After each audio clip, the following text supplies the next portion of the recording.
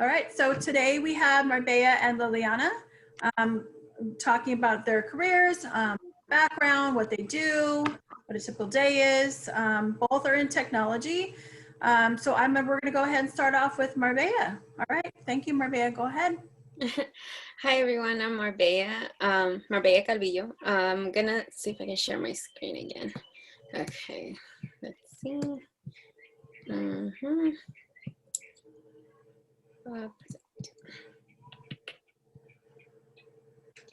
Alrighty everyone. Hi, I'm Marbella Calvillo here, and I'm a senior visual effects compositor. So for anyone who's unsure what that means, I basically work in the visual effects industry and I do compositing. And essentially what well, let me start. This is just a little bit of the work I've done. I have 15 years experience. I have over 24 credits in movies like Captain America, the First Avenger, Thor, and Paranorman. And I worked on television shows like Queen Sugar and Moon and Me. And I know that's like a wide spectrum of the style of films and movies that I've done.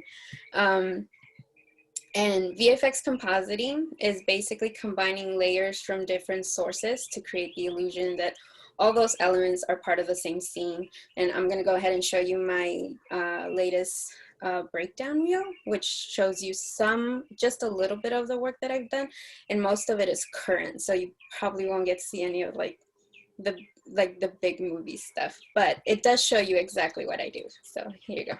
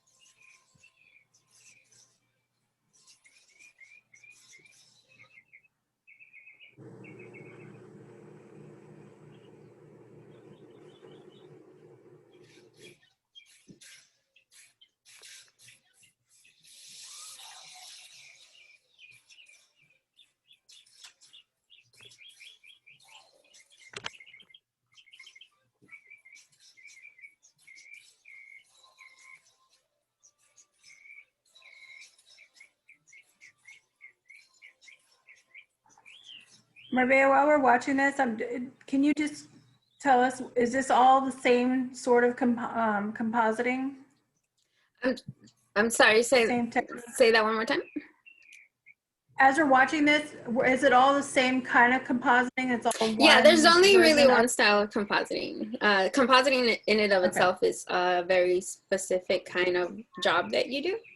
So the difference is basically on the style of film or show that you're working on, or project, because sometimes it can be commercial or music videos. So, but we're essentially at the end of the video, so the credits were going to come up, so I'm just going to skip it. So basically, what I guess I could talk a little bit more about it. It's a little bit of I think a little bit complicated to explain, because in order for you to be a compositor, you have to also understand all these other roles that play in the VFX industry. So you have to understand animation and character modeling, character rigging, character texturing and animating, set design, set building, lighting, effects in general, like particle effects, because what happens is that you're the person that everyone gives their work to, and then you have to put everything together.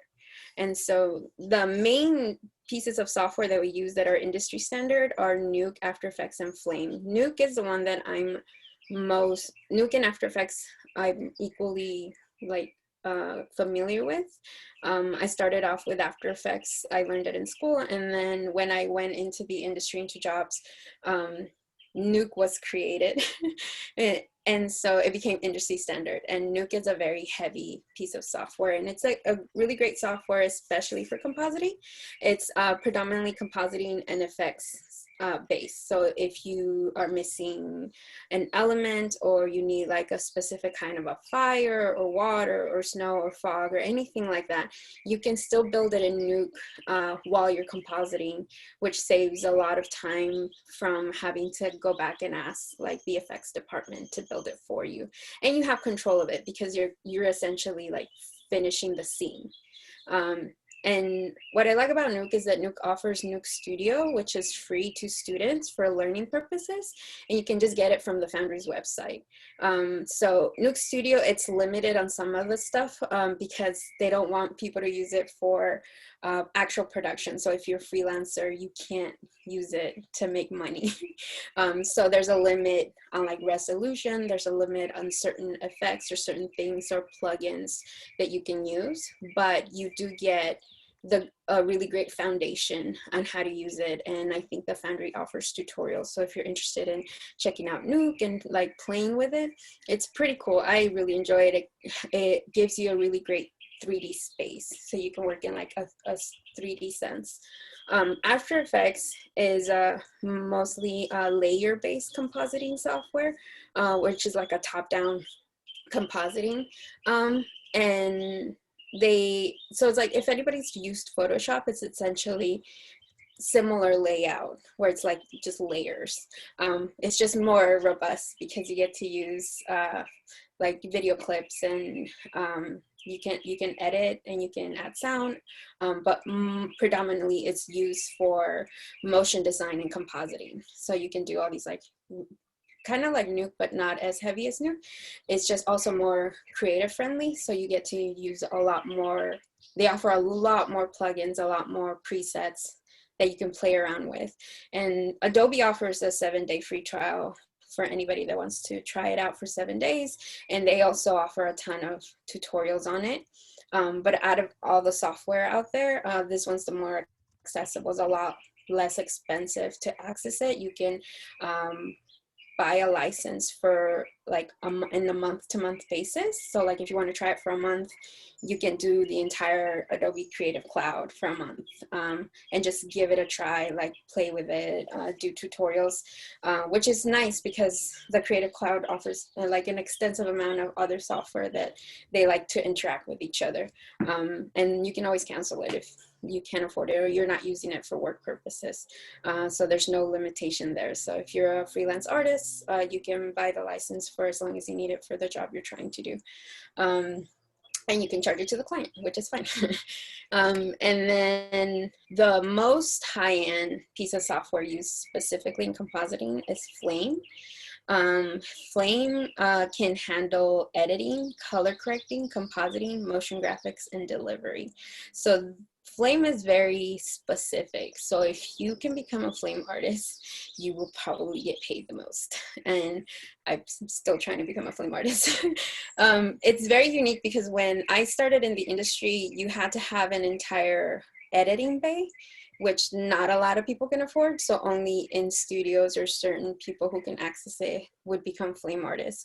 But now it's a little bit more accessible. You can try the 30-day free trial on your own computer, on your own desktop, just to see what it's about and what it can do. But it's a really great piece of software for really high-end work. So if you're working on film or you're working on like high-end commercials, anything that's going to be maybe shown in movie theaters or in really big like 8K, 12K like screens, Flame is fantastic. I hope I get to learn more Flame. So schools, I have a Bachelor's of Science in Media Arts and Animation from the Art Institute of California here in Los Angeles, but that school no longer exists. So I like to think these are really fantastic alternatives. In fact, I find them to be better than where I went. I also think some of them didn't exist when I went to school. My top favorite is Noman. I visited Noman before. They have a fantastic visual effects program because you can really like focus on like a specific trait in visual effects, and it's all creative. So you can do character design and modeling, you can do layout, you can do environment design, you can do effects, you can do compositing, you can do lighting, you can do text, you can focus on texturing, you can focus on yeah, I think those are it. So all of those, and then all the other schools kind of offer the same deal, like Full Sail, Savannah College of Art and Design, the Academy of Art, and Cal Arts. I think they offer like a bigger program similar to the one I took, which means like you get to learn sort of like the range of media arts. So like you can learn animation, and you can learn all the creative sides of visual effects and filmmaking, which is what I got to learn. So I got to know the whole process, which is really nice, because once you kind of see the broad strokes, you can kind of be like, oh, this is kind of the area that I enjoy, or like I'm a little better at.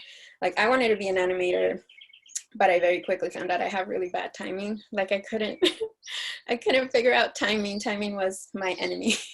But then I realized I was really good at compositing, and compositing made sense, and it clicked on me. And I had a really good eye for photoreal situations, for lighting, for layout, for texture, and all that great stuff. So luckily I was able to make a career out of it. Reels. So what you all saw was my reel, and reels are incredibly important especially in the creative side of filmmaking, actually in all of filmmaking, because you need to have like proof that you know what you're doing. And so for someone like me in compositing, I have to prove that I know that I have skills, proof of my skills. I have to also prove that I have experience, and all of this is going to help me land a job. So for proof of skills, you want to show that you understand technique, composition, lighting, focal length, and grain. Those are kind of like the big chunks of like what compositing does. So if you remembered in my reel and my breakdown, like you could see sort of how like some of the stuff was shot, or how things were like different layers, and I had to like put them together so they would blend in as best as possible. It also is proof of experience. So at every job, if you start working in this field, every job that you work on, there's a bit of a negotiation you have to have with your client, or with whomever you're working for, to try to keep real material. So like whatever shots you're working on, whatever part of the show you worked on or touched on, you want to try to keep some of that work, especially your best shots. So like the fancy shots, the big shots, because that's going to show other potential clients that you have experience, and you get to show like this amazing work that you did. So it's like incredibly important to be able to maintain a reel as you grow, so that it helps you move ahead in other positions, and for you to be able to negotiate better positions and better pay. And they basically help you land the job. So if you're starting out, like if you're barely coming out of school, or you learned on your own and you want to try to get a job at a specific studio or with a specific client, if you have an exceptional reel, you almost don't need any experience. You just have to like really show you know what you're doing. So you always want quality over quantity. So reels should always stay at about 2 minutes. Anything past that, and like clients don't really want to keep looking. So like, and that should be enough for you to be able to show that you understand what compositing is, and how to do it, and how to integrate it properly. Full-time or freelance? I've done both. And so I kind of wrote just a little blurb on what each of these, what the positives are. I didn't really list the negatives very much, but we can talk about them a little. So for full-time, you get steady work, you get benefits, and you can grow within the studio. And you also get industry connections. For freelance, you can make your own schedule, you can build client relationships, and your pay will fluctuate, but you can also charge more every time you get a new client. So you can kind of start gauging sort of how much money you can charge the like more different clients you get. As far as the negatives go, freelance, you kind of sometimes don't know when your next job's going to be, because you have to keep like searching for clients or applying for jobs. With full-time, sometimes you just don't know when you're going to get a break. So you might be overworked, especially during deadlines, because with film, if you start at the beginning of a film project, you could be working on it for a year to 2 years. You could be, but that's not necessarily always true. And it fluctuates a lot in the way studios pick up work and lose work. So that's not like the greatest part of it. Salary, it's like money. Okay, as a personal standard, I try to have a minimum amount I'm willing to get paid and a reasonable maximum amount I want to get paid. There's no security in jobs, so, but there's always work to be done. There's always going to be movies. There's always going to be TV shows. There's always going to be commercials and music videos that someone wants to get made. So what this means for me is that I learned that there's kind of a baseline that doesn't really get talked about of how much you should be getting paid at your like career experience level and at your overall skill ability. So you kind of yourself have to start setting that standard. And a good practice is to talk to your coworkers about how much they're getting paid, and to like not feel embarrassed to kind of discuss these things, because legally you're allowed to.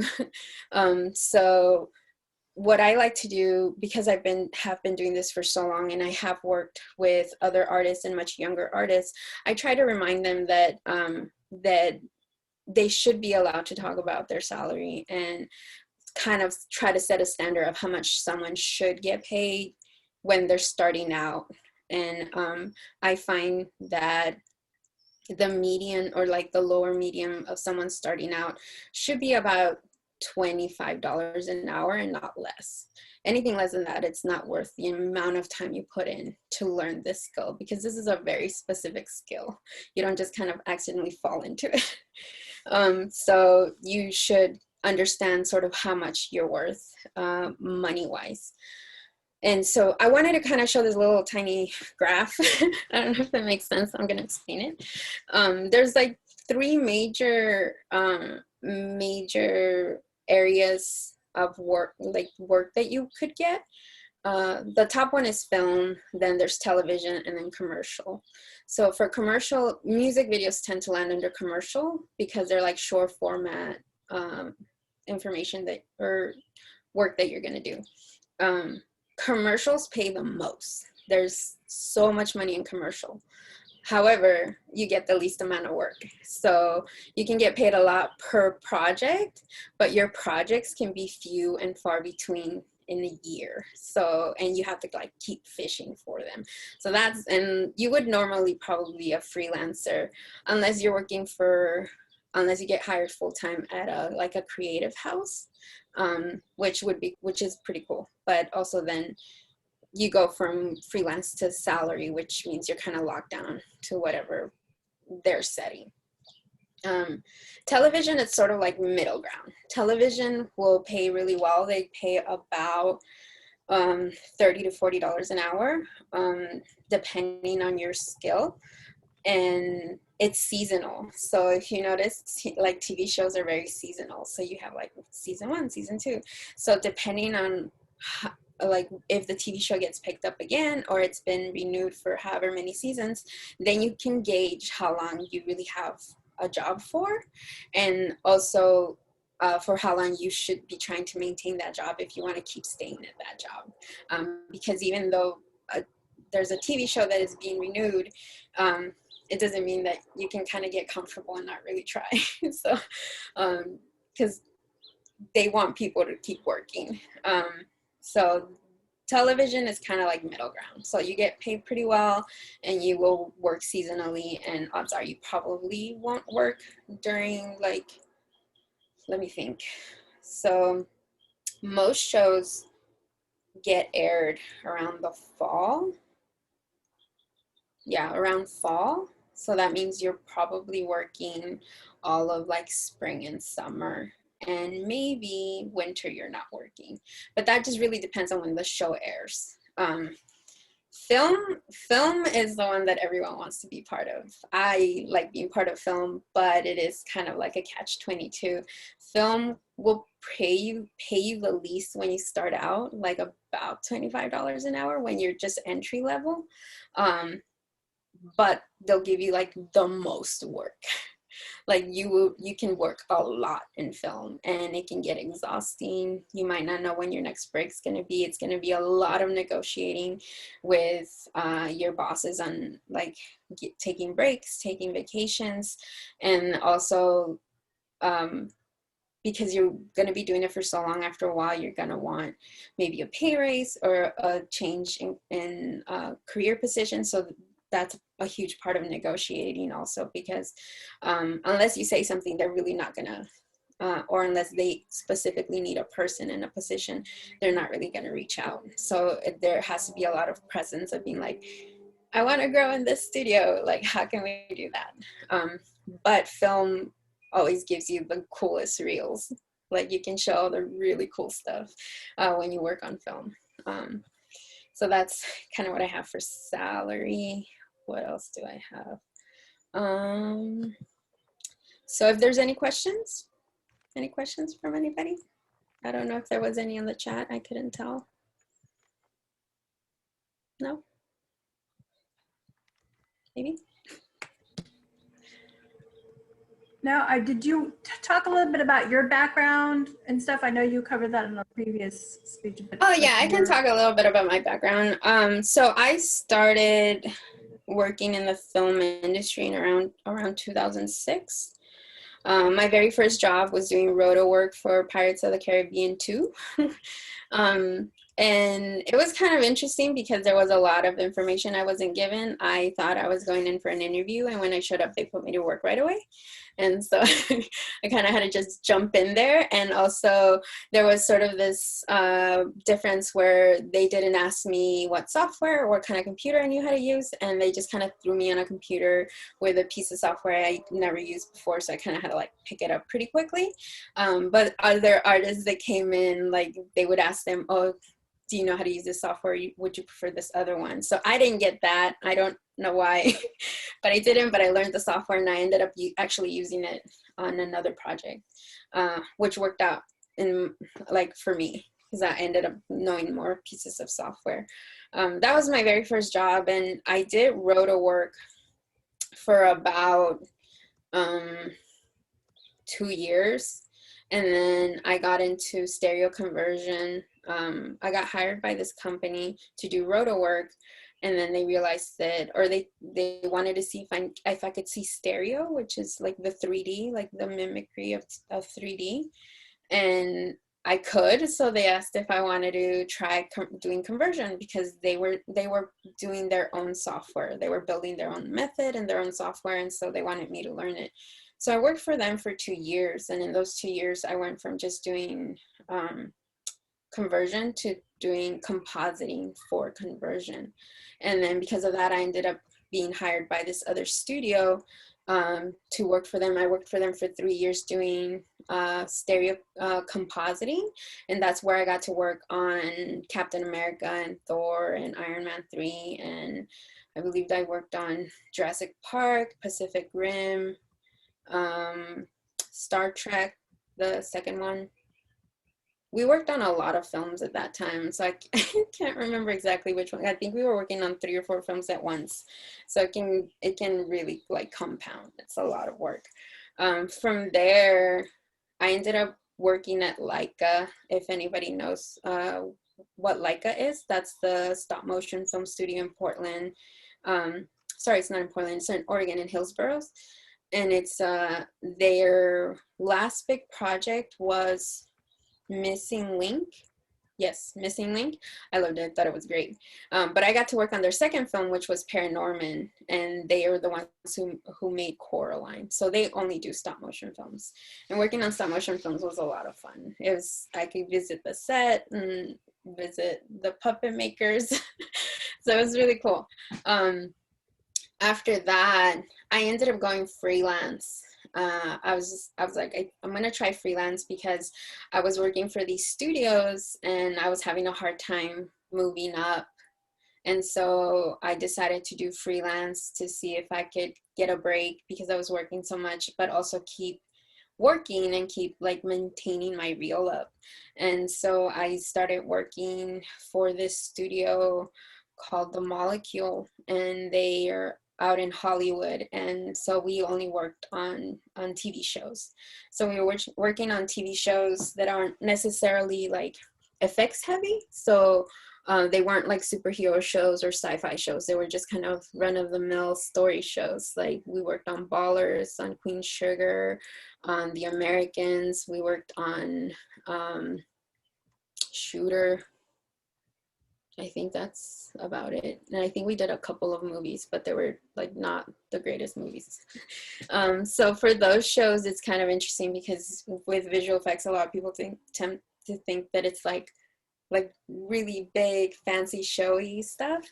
But for those, we were actually doing pretty invisible things, like getting rid of reflections or getting rid of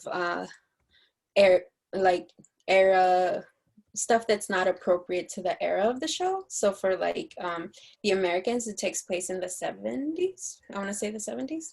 So we had to get rid of all these cars that were like not from the 70s, or get rid of like people that accidentally walked by on the background. They were not dressed like they were in the 70s. Also, there was an episode where it's meant to be winter, so all the actors are like bundled up and everything else looks like it's winter, but there's this apartment building with all their AC units. And so they were like, get rid of all of those because like, why would you have AC units in a winter space? And I'm like, okay. So we did that. So it was great. A lot of like, for Queen Sugar was mostly screen replacements. So phones, TVs, monitors, any of that stuff, we would add the screen because even now when you shoot, if you're filming and someone has like a phone or they're watching TV, the camera can't pick the screen because of the way that it refreshes. The camera can't pick it up properly. So if you look at older movies, when they would shoot it, you could see like these lines. So that's still an issue.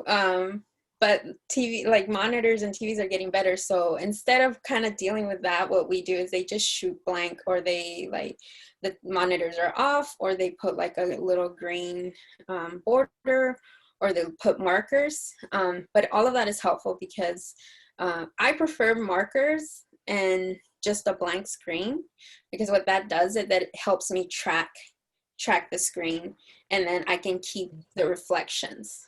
So at the end, it's gonna look like that, it's real, like whatever's on the screen was there the whole time. Marbella, can I ask you, there's some questions that came in. I'm sorry. Yes, please. Sorry. Questions that came in. Yes. If you can address some of them. How open is your career for women? Have you seen a struggle for women? What is the representation for women in your field? So for women, it's, I'm like, how do I say this politely? The struggle is real, but we do exist. So we're kind of, I feel like we are in it. We're just kind of like separated. When I started, I essentially started in art school, and my very, very first class, it was a Photoshop class. I had never really touched a computer before, and it was me and this other girl in a bunch of boys. She left the first day. She was like, I'm not doing this. So it was just me. So I stuck it out, and it was definitely lonely. It's like lonely in the middle because I'm not at the top, but like it's lonely in the middle. But there's this weird thing where I'm like, you kind of stick it out because you enjoy it, but also for me, anytime I would see a person of color or another woman, I would just like right away remind them that I'm there if they needed help. So when I started, it was just me, and it was just me for a long time. And then I started seeing more women. They were mostly white women, but there were still women. And so we bonded. And then as my career kept going, the more women I would see in positions of power. So one of my favorite producers, her name's Lauren, she works for The Molecule. She's the producer that hired me, and she's a Black woman. So she made sure that I got to stick it out with them for about 3 years. And she like fought for me to get more consistent work because I was hired as the freelancer. So I would work for a week, and then I was basically being contracted a week at a time. So after a while, you kind of get nervous because you're like, if I'm only working for a week, that means that at the top of the week, I have to start looking for work for my following week. And then at the end of the week, they would rehire me for the next week. And that was consistent for months. And so I had to ask Lauren to help me out and ask the owners if I could just, if they intend on still hiring me, if they like what I do, to just give me longer contracts. And they did. They started giving me month contracts or 2-month contracts versus a week at a time, which was great. And she was amazing. She fought for me all the way through. I still talk with her anytime I feel insecure about my job and where I want to be. But she's an amazing person. I got to work with other women creatives, other women producers, supervisors. And it's few and far between, but they're there.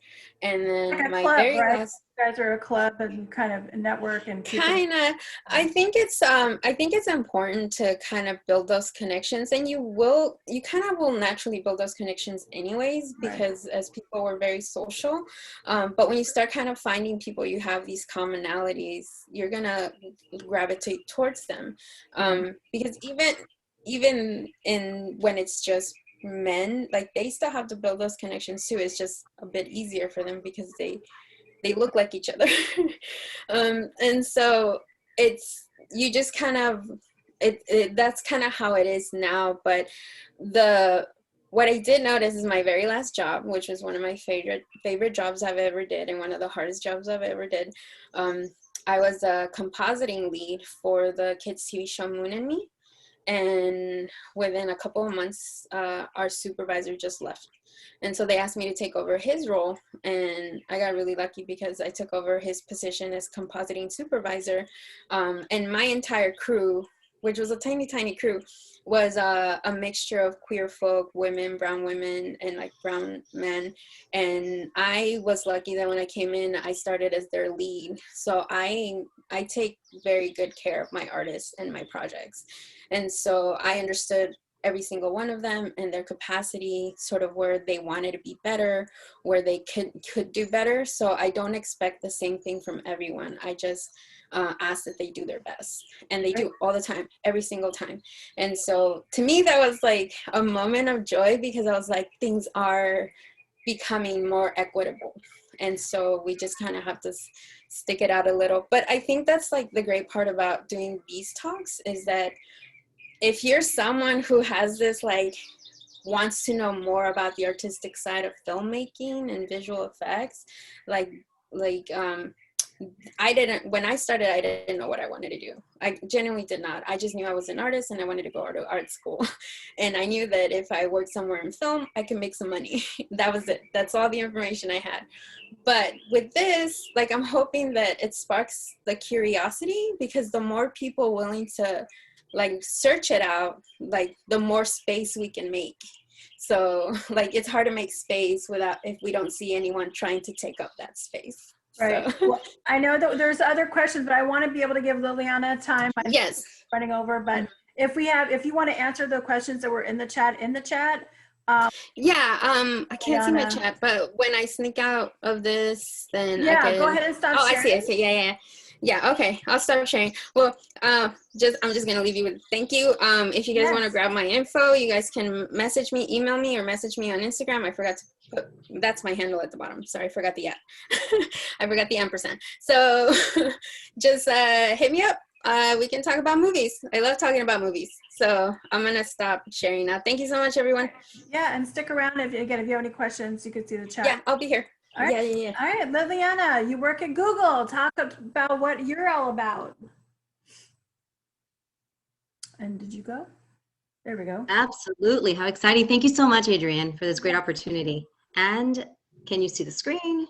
Yes, we can see. Fabulous. All right. So it's such a pleasure to be here. Thank you so much for this opportunity. I live in Culver City, so it's pretty awesome that I get to speak to Culver City residents. So so my story, I'll start with, you know, I'm going to take you a little bit through how I got into tech. You know, the idea is to be able to tell you how I got there, what I do in it, and then how you can get involved too. Sometimes it's really hard to imagine yourself in a career or in an industry where you have no idea how to get started. But thank goodness there's some women who are starting to pave the way for all of us, and allowing us to see others like them. But when I was in school, in high school, I didn't see anybody that looked like me that wanted to do anything I wanted to do mostly. So I mostly just stuck with the men. So I'm Liliana Cirillo. I was born in Colombia, and I came to the US when I was 5 years old. My parents were in search of the American dream. And here we came, and we ended up in Miami. So as you can imagine, Miami is very different from California in the sense that you mostly speak Spanish and then there's English. So I was the first in my family to speak English. For a while, I was translating a ton to my parents, still do. So what I'm trying to say here is that it made everything even harder because my parents didn't know anything about the US, right? So it's not like if I wanted to go to school, they know what grants I should go to, what applications I should fill out, no, I was like, I have to figure it out. I had to figure everything out. Like, I just need to do this, right? So I had to pave my own way. And it was in a world of firsts. And the reason I say this is, look, when I was young, I thought I was going to be a professional tennis player. My dad learned how to play tennis just watching tennis tournaments on TV. And he's like, let's try this out. And then it turns out I was pretty good at it.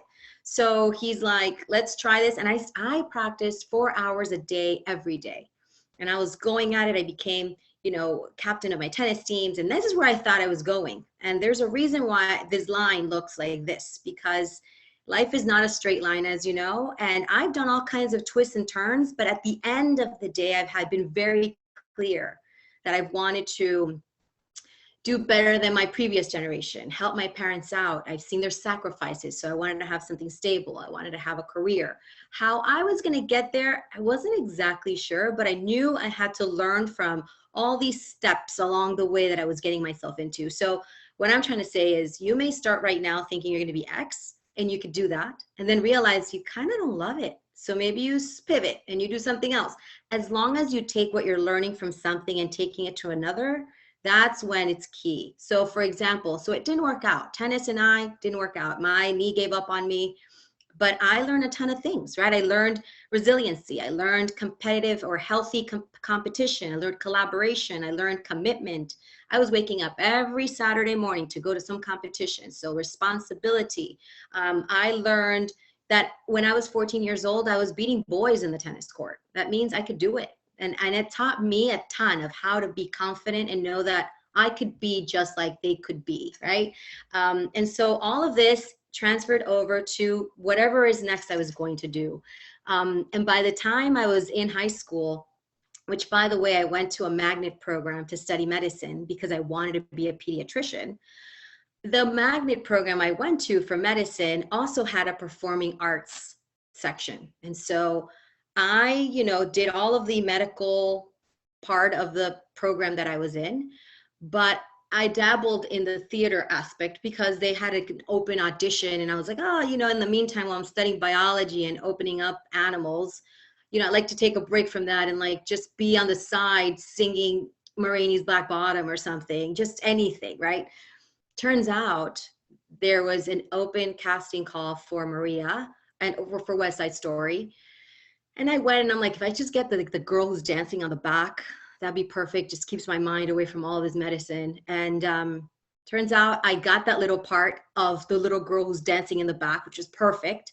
But because I had to attend every single performance and audition, like, you know, all the rehearsals, I knew all the lines Maria had, and Maria wasn't doing her best. And then they look at the audience, the teacher goes, you, and she pulls me up on stage and she goes, you're now Maria and you're the dancer. And I was like, what?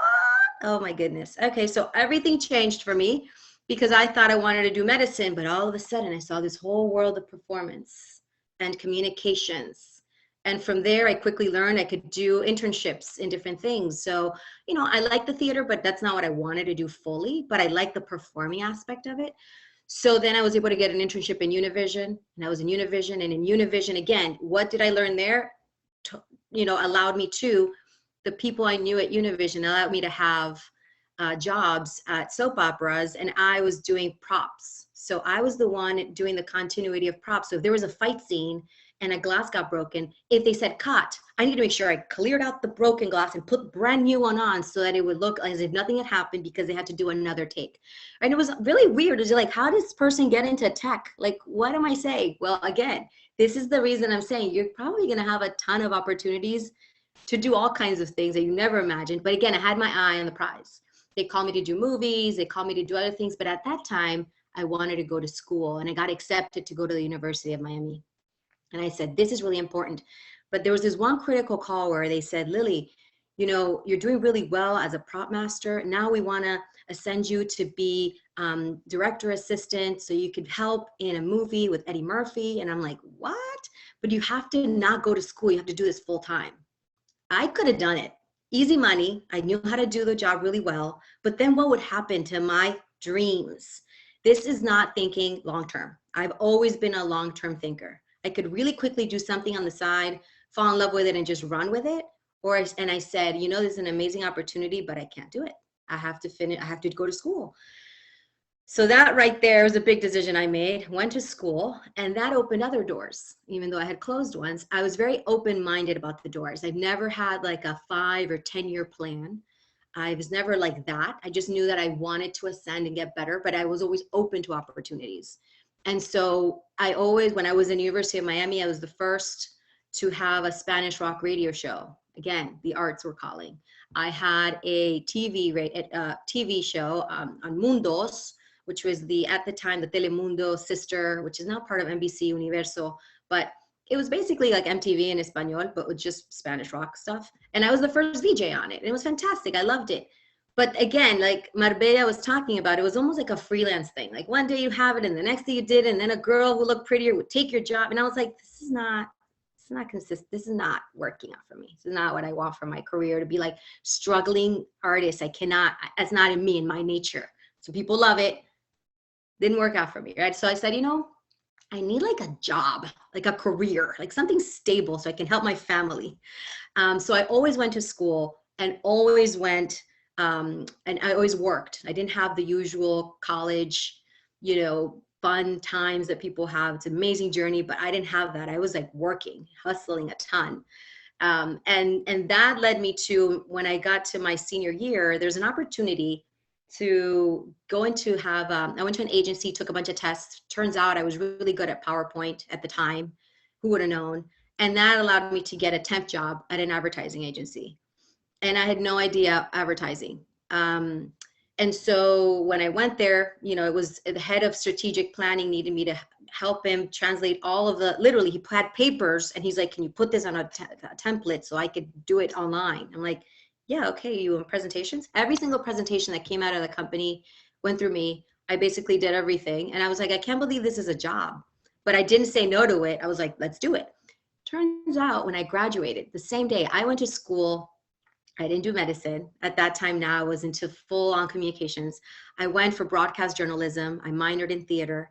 I had a TV and radio show. I was working at this advertising agency. It was one of the hottest advertising agencies at the time. And I didn't even know it. I was like, yeah, I'm just doing this as a temp. And the man who was a strategist, the day I graduated, I remember I came to work and he said, how would you like to change your career? And I said, what? He's like, yeah, I know you're studying something else, but how about you start in advertising? Again, another opportunity that came to my door that I was like, do I take this? Do I not? And he's like, this is what you need to do. We're studying people, trends, and culture. You need to you like talking to people. You already do all the time. You're doing, I mean, I'm like, really? You get to travel around the world and really get to know people and culture. And then you get to translate that, which will teach you how to put that into a strategy so that you can tell the copywriters and the art directors how to do commercials and what is the strategy? How do we target people? I'm like, oh, wow. I said, yes. And that's when my journey in advertising started. My entire career has been in advertising. I did advertising. I was actually recruited to go to New York after Miami, and I lived in New York for 10 years in different advertising agencies. All the little black dots you see in the slide are all the different advertising agencies I worked for. And then somehow I ended up in Google. And the reason, and this is important, the reason I didn't put Google all the way at the end is because my journey hasn't ended yet, right? Like I would love to maybe write a book. I would love to maybe have a podcast. Maybe I have my own business in the future. I don't know. I'll travel the world doing convention. I don't know. So, but I know it's going to be fun and wild, and who knows who I'm going to meet along the way, but you have to be open to all of those opportunities, all of them. And make sure you really think about long-term. Is this going to help me long-term? So I worked in advertising for 12 years, like I mentioned, in New York and Miami. And I actually launched Mini Cooper in the US. When Burger King was doing really poorly, we actually brought in the King, and he excited everyone back to going to Burger King. Worked on Wendy's for both the general market and the Hispanic market. We actually introduced IKEA to the Hispanic market because, you know, at the time I was doing research, and IKEA came to me and they were like, Latinos don't want to shop at our store. And I'm like, what do you mean? They're like, they just don't. They think it's, I don't know. We don't know what they think. Okay, so I went to homes in West Covina and spoke to a ton of families because they had just opened a store there. And they were like, that's not for us. Furniture's like European looking. Like if I have that in my house, people will think I'm making money that I'm not. And I'm like, have you ever walked inside of it? And they're like, absolutely not. I can't afford anything there. And I was like, look, I'm going to give you $500 and we're going to go shopping at IKEA. This is what the client was paying for. So I took them, and when they got there and they realized they could afford all these things, they could not believe it. Turns out IKEA had never welcomed Latinos into their store, and that was a huge learning. So I did that for many, many brands, for Verizon, for Planters Peanuts, for Starburst, I mean, all kinds of brands, and I loved it. And all this experience led me to Google. How in the world would me thinking tennis player, medicine, communication lead to a Google? Well, it turns out I had 12 years of experience. It turns out I was networking a ton because I had a bunch of different networks all over the place. So make sure you are connecting and networking. It's never too early to talk to people, never. And make sure you're on the places people are in. So if you're like, oh, what am I going to write on LinkedIn right now? I haven't done anything. Every tiny little thing you've done, if you've, I don't know, helped sell a lemonade stand, something, put it in, that's sales. Like, just think about it strategically. Anything you've done is helping you for what you want to become. So I was on LinkedIn, and Google read everything I had to offer, and they literally sent me an email. They were like, hi, Liliana, I see that you've had 12 years of experience, and we love to talk to you. They sent me the role, and this exact same role I was doing in advertising, which was a director of strategic planning, was exactly the role they had opened at Google. And it was at Google at the time. I've been at Google now for 8.5 years. 8.5 years, Google was mostly seen as a media company that sold ads. And the reason I never thought I could be at Google is because I don't sell ads. I sell ideas, right? I sell, you know, cool things to do commercials with, but not actual ads. So I'm like, I'm not a salesperson like that. I'm also not an engineer. And they said, no, we want to broaden our horizons and start talking to brands so that they can do better work using our technologies digitally. And so we need people who speak the language of advertising. And I'm like, oh. And so I said yes. The second time, the first time, I had to say no because I was very pregnant. But they're so good at taking notes and following through that 6 months later, they said, hopefully you and your daughter are doing well, and we'd like to talk to you again. And I was like, wow, these people are super thorough and buttoned up. They have it together. And so when I interviewed, it's really important. And the reason I say this is because I was able to match. I was very good with matching to their culture, what they called googliness. And googliness is basically something that sets you apart from everyone else. And what am I saying? It was this. The fact that I told them my story and they were like, oh, you were a tennis player? Oh, you were the first VJ on a network? Oh, all of that made me stand out and help them understand that I didn't just work. That nobody wants to just see that you do work. Like outside of, think about it, there's for every job at Google, there's like 4,000 resumes and applications. So what makes you stand out? Everything else you've ever done. Anything that helps you. Are you a chef? Oh my gosh, my first day at Google, I met a professional tennis player, somebody who used to be a chef, somebody who had climbed Mount Kilimanjaro, captain of a cruise line. I mean, people are incredible. You're like, oh, wow. Like they've had previous lives that you're like, what did you do? Makes people very interesting and a pleasure to work at because they don't just talk about work. They talk about experiences. So if you're writing your resume at any point, please write things that you also do. Like, do you travel? Are you really good with kids? Are you great at cooking? Like whatever it is, it just helps you stand apart. And that's really, really important. When I got to Google, everybody's super ambitious, like type A personality, super buttoned up. Everybody's got it together. They're very efficient. So again, how do you stand once you're in there? Well, you get to work on passion projects and they're called 20%. So outside of your regular day-to-day, you can work 20% of your time, if you have the time, on something you love. And I was doing exactly what I knew how to do, but now I knew I was at Google. Like, wait, there's gotta be a bigger reason why I'm here. Like I have opportunities to like tap into technologies I never saw possible. So as a 20% time with a group of 4 of us, so it was 5 of us actually, we said, why don't we start talking to brands? And we were talking to McDonald's, LG, Samsung, Apple, like the biggest brands around the world. And we were asking them, what is not your marketing problem? Not how do we sell your cars and your diapers and your formula, but what is something that's really helping your business? What can we help your business with? And this 20% time, a year and a half later, turned into our full-time job. We were actually able to find an opportunity that was not explored before at Google. And they said, you know what, this deserves its own department.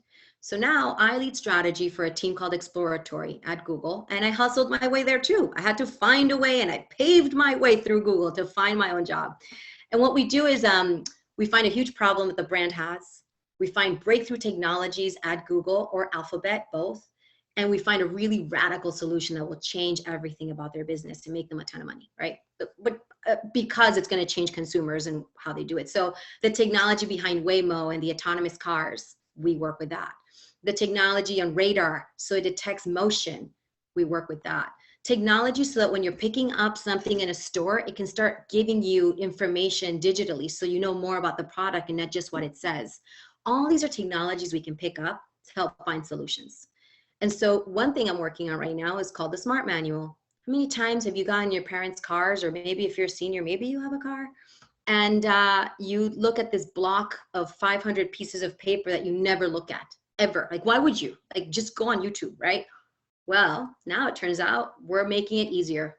And soon this is about to launch, like it's happening, I think, like in the next month. You literally have a little button that's blinking in your car. You just lift up your phone and all of a sudden it gives you information about you because it knows you. So it's personalized to you. It knows how much while you're driving and what's wrong with it and what you can do about it. So we'll talk to you about all the different features without having to like browse through 500 pages of information that you're never going to read. I work on things like the Somalia Project and allowing people to, so there's 4 billion people around the world that don't have a formal address. And basically with the latitude and longitude, there's a team of engineers at Google in Switzerland that were able to create everything into just 6 to 7 digits. So instead of, nobody's gonna remember 22 digits because of latitude and longitude. Everybody's got latitude and longitude. But they don't have an address because they work in either or live in rural areas or very remote areas. And so we worked with Pfizer to deliver vaccines, not during this crisis, but another time about 3 years ago. They were trying to find mothers with kids who needed to get vaccination and birth control, and they couldn't find them. And the minute we added this technology to their app, they were able to know where they were at a specific time. And therefore, we were able to find 75% of that population in the first 3 months of this program. So it's pretty cool. Working on virtual launches with LG, for example, to really help you understand the big problem now with COVID is that everybody's shopping online. But for stores, that means how do we get you in a store so you can see our new launch? And now it has to be virtual. Well, you can do it with AR technology. So you pick up your phone, and I won't play the video because it's too long, but you pick up your phone and you can now see the LG TV and how it looks on in your house, depending on which one you want, right? And the different models. And then most recently, and I'll just skip it. And then most recently, I actually had the chance to go to Indonesia in November of 2019. And I got to see and stand. I took this picture. I stood in this beach, beautiful beach. But guess what? It was full of plastic and waste and dirt. All of it is just garbage. And I'm standing in this rubbery beach and I'm thinking, oh my goodness, what is happening here? Google's mission is to organize the world's information and make it universally accessible and useful for everyone. And we said, that's exactly what we need to do with plastics. What if we were able to organize all the information so that all the many people who are working already to solve this problem actually talk to one another and find everything in one place in a platform that they can then use to make actionable insights and make better decisions. So I'm working on this. From the comfort of my own home, because of COVID, I've launched a pilot in Indonesia and it's running right now. And it's kind of crazy, but it's the many things you can actually do. So how can you get involved? This is very important. Some people think that because you're in high school, you can't get involved yet at a place like Google. But I want you to think again. You can start getting prepared. So some Googlers actually created this app called Grasshopper. And if you go to grasshopper.app, you are able to learn JavaScript and, the beginning essentials of how to code if you're interested in this. More than 65% of young people will work in jobs that don't currently exist. We can try it out. And if you don't like it, that's fine. You don't have to continue. The other one is that if you are already interested in computer science, there's a Computer Science Summer Institute, the CSSI. Obviously, this year it's going to be virtual, but it's an intensive, interactive, hands-on, fun program. It's 4 weeks in the summer. It's for aspiring first-year college students interested in computer science. It's particularly meant for minority groups, people who have been marginalized in the tech industry. And the applications are currently open right now because this year it runs from July through August. So July 12th through August 6th. You can find more information right here and I'll also put it on chat, or if you want to copy it, but it's buildyourfuture.withgoogle.com/programs. And I'll send it all to Adrian. And then of course, you can also have a Google Career Certificates. So what's happening? Traditionally, everybody says you need a 4-year degree, right? But guess what? 4-year degrees are very, very expensive, like ridiculously expensive. So the traditional route is you either go there and you earn a lot of money, or you just can't afford it, so you don't go, so you get a job and you never get educated in the way you wanted to have a career. Google said, you know what, we got to put a stop to this. There's got to be more ways to get a degree and a certificate to get a really good job. And so they created, it's led by Google and experts at Google in these industries or in these fields.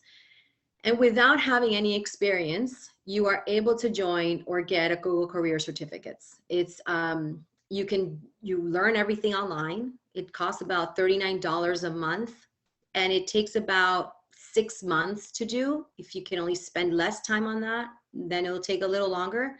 But think about it. We're not talking about the hundreds of thousands of dollars they'll end up paying. You'll just pay $39 and you'll be able to learn it through Coursera, which is one of those active online areas of learning. You'll be able to, once you get the certificate, it's not just Google, we'll be able to interview. You'll be able to get jobs like at Verizon, at Best Buy, at Target, at Accenture, all kinds of, at Snap. All kinds of big corporations are already saying yes to the Google Career Certificates because they see the value that this provides. And you can do it if you're interested in 4 different fields, like IT support, data analytics. You can do it if you're interested in program management.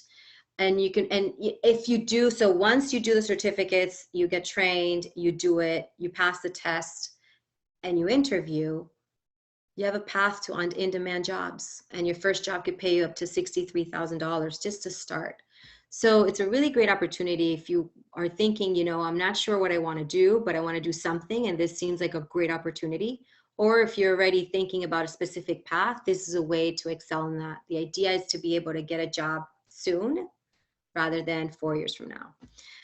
So those are some things you can do today. You can find more information at grow.google/certificates. And this is very specific to a career in tech, right? But tech doesn't mean you have to be an engineer. So if you go to google.com/careers, you'll be able to find information on anything, internships, programs, all kinds of things for if you like sales, if you like marketing, if you like law, whatever it is, anything you can think of, there's somebody working on it at Google, which is something I personally didn't know walking in 8.5 years ago. And so I want to make sure you know that if you never thought you could work at a place like a Google, you can think again. Thank you so much. Hopefully it's been fruitful. And I'd love to answer some questions. Thank you. Thank you, Leah. Is there any other questions? I know, thank you, Cheryl. You've been putting all kinds of great information in the chat for students who are looking to get into this field. And I know that Marbella, you shared your email. If students would like to get a hold of Marbella, please feel free to reach out. Thank you, Liliana. I know that we had talked about this before, that certificates and knowledge is really the way to go, and not necessarily, in fact, I think I know a lot of the 4-year degrees, sometimes, especially in computer science, you're outdated, or you need to constantly keep up to date with the newest things. So it's important to do that. Do you know if Google is hiring right out of high school? If they have those certificates, are they competitive, or do they want some life experience? 0 experience necessary if you do the certificates. 0 experience. You'll learn it all in the course. Okay, great. All right. Any questions you want to put in the chat? I know we're rounding out of time here. All right. Well, thank you. Thank you so much, Marbella, Liliana. Thank you, Cheryl, for putting this together, helping out. There's a wealth of information out there. You can always email me. Again, we do have a YouTube channel now. If you just search Culver City High School College and Career Center, this is one of many career type videos that will be on there.